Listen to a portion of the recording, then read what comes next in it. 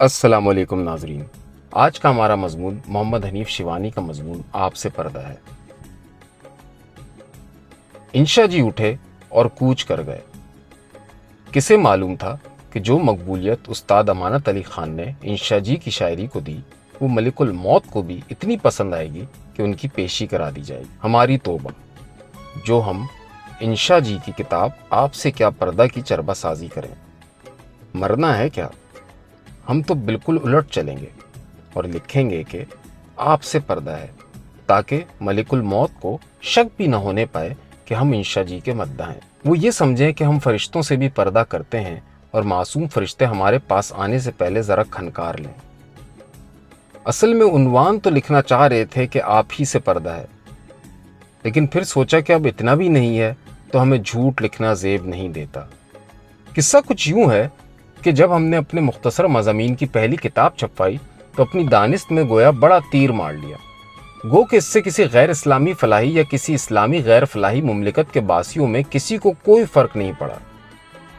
بس ہم نے غیر اسلامی ملک میں اپنی ذاتی فلاح کے لیے کچھ رقم جمع کر رکھی تھی، وہ اسلامی مملکت کے ایک پرنٹنگ پریس والے کی بہبود میں کام آ گئی۔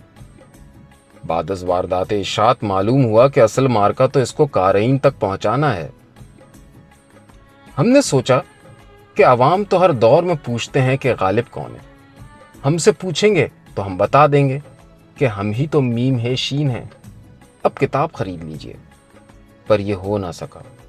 ہم نہ کوئی کرنل، نہ ایف بی آر کے ڈی جی اور نہ انکم ٹیکس کے ڈائریکٹر، نہ ہمارے باپ دادا کوئی کمشنر تھے اور نہ ہی ہم کسی ذرائع ابلاغ والے کے رشتہ دار۔ ہم تو بس ایک نئے نویلے نیوٹرل قسم کے لکھاری ہیں۔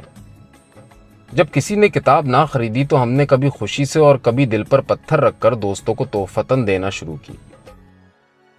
مزید برآں کچھ ادب کے پرستاروں کو بذریعہ ڈاک بھی بھجوائی اور ان سے تبصرہ کرنے کی گزارش بھی کی۔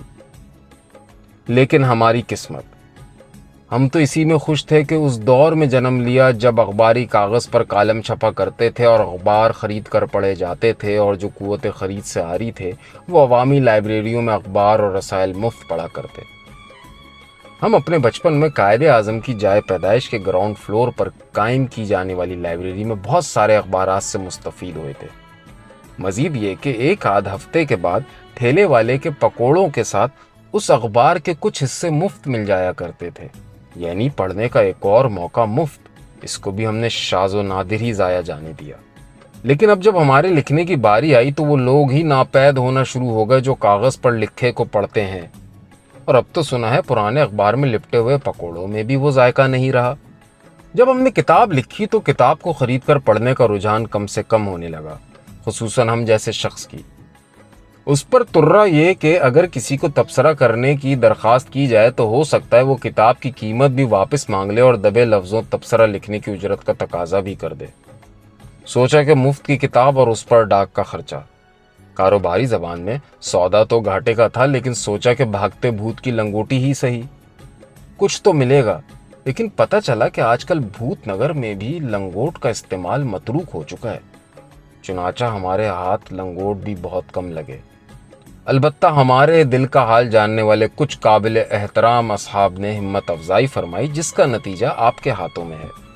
اگر آپ یہ کتاب خرید کر پڑھ رہے ہیں تو تبصرہ لازم نہیں، بس ہم ملزم صحیح کہ آپ کو کتاب فروخت کرنے میں کامیاب ہو گئے، خاکسار کو کٹہرے میں کھڑا کر دیجئے، اور اگر تحفتاً ہاتھ لگی ہے تو اہل کرم یاد رکھیے کہ میٹھے بول میں جادو ہوتا ہے۔ بول چاہے دو ہی ہوں، بر وقت بولے جائیں تو جادو دکھاتے ہیں کہ ان کی معترف ساری دنیا ہے، بچوں کی کثرت اس کی گواہ اور اکثریت اس کی شاہد ہے۔ میری اس ادنا کاوش پر آپ کے جادو کے دو بول اردو ادب میں کچھ کتب کے اضافے کا سبب بن سکتے ہیں۔ خاکسار فرش راہ رہے گا۔ شکریہ۔